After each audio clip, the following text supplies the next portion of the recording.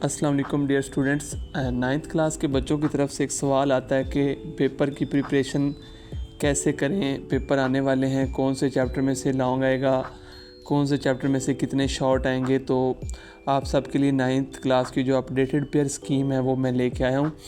इस लेक्चर में, इस वीडियो में मैं आपको बताऊँगा कि कौन कौन से चैप्टर आपके बहुत ज़्यादा इंपॉर्टेंट हैं, कौन कौन से चैप्टर्स ऐसे हैं जिनको आप स्किप कर सकते हैं और कौन से ऐसे इजी चैप्टर हैं जिनके आप लॉन्ग बहुत अच्छे से याद कर सकते हैं, अच्छे से भी और आसानी से भी।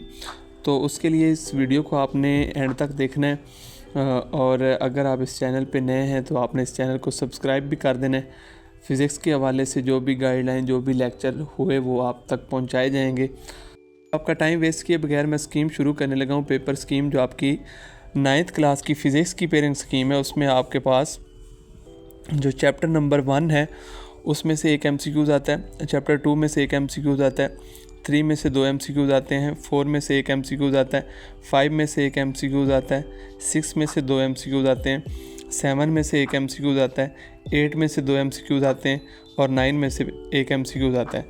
तो अगर आप देखें तो चैप्टर नंबर 8, 6 और चैप्टर नंबर 3 जो हैं ये MCQs के हवाले से ज़्यादा इंपॉर्टेंट हैं, क्योंकि आपके 12 में से आधे MCQs सिर्फ इन 3 चैप्टर्स को करने से हो जाते हैं।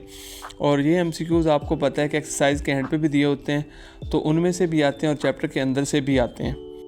अगर हम बात करें शॉर्ट क्वेश्चंस की, तो जो आपका पहला शॉर्ट क्वेश्चंस का पेयर है उसमें चैप्टर नंबर 1, 4 और 7 शामिल होते हैं।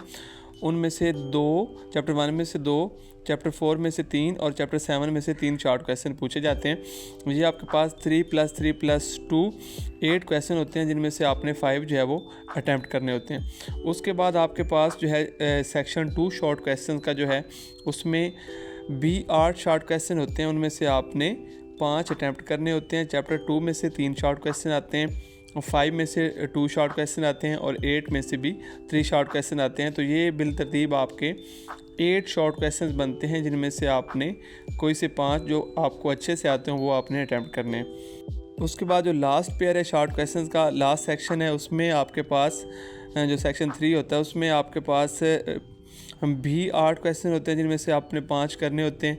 और चैप्टर नंबर 3 में से 3 शॉर्ट क्वेश्चन आते हैं, चैप्टर नंबर 6 में से 3 शॉर्ट क्वेश्चन आते हैं और चैप्टर नंबर 9 में से 2 शॉर्ट क्वेश्चन आते हैं। और ये अगर आप शॉर्ट क्वेश्चन एक्सरसाइजेस के करें और चैप्टर के अंदर से सिर्फ डेफिनेशंस भी कर लें तो ये आपके शॉर्ट क्वेश्चन जो हैं वो अटैम्प्ट हो जाते हैं। हम बात करें अगर लॉन्ग क्वेश्चंस की, तो लॉन्ग क्वेश्चन आपके पास 3 होते हैं, जिनमें से आपने 2 अटैम्प्ट करने होते हैं। और उनकी पेयरिंग इस तरह से है कि क्वेश्चन नंबर जो 5 है वो आपका 4 और 7 चैप्टर में से आता है। क्वेश्चन नंबर 6 जो है वो आपका 2, 5 और 8 चैप्टर में से आता है। और क्वेश्चन नंबर जो आपका 7 है वो आपका 3 और 6 चैप्टर में से आता है। डिफ़ाइन नहीं होता कि ए पार्ट इस चैप्टर से आएगा, बी पार्ट उस चैप्टर से आएगा। किसी चैप्टर से थ्योरी और किसी चैप्टर से न्यूमेरिकल हो सकता है। और अगर अब आप लॉन्ग अच्छे तरीके से करना चाहते हैं तो आप देख लें 4, 7, 3 और 6 ये 4 चैप्टर अगर आप अच्छे से कर लें तो आपके दोनों लॉन्ग क्वेश्चन जो है वो अटैम्प्ट हो जाते हैं। अच्छी तैयारी करें, पेपर आपके आगे हैं। कोई भी क्वेश्चन हो तो आप कमेंट सेक्शन में मेंशन करें, इंशाल्लाह ताला आपको उसको प्रॉपर आंसर मिलेगा। जज़ाकल्लाह, बहुत शुक्रिया।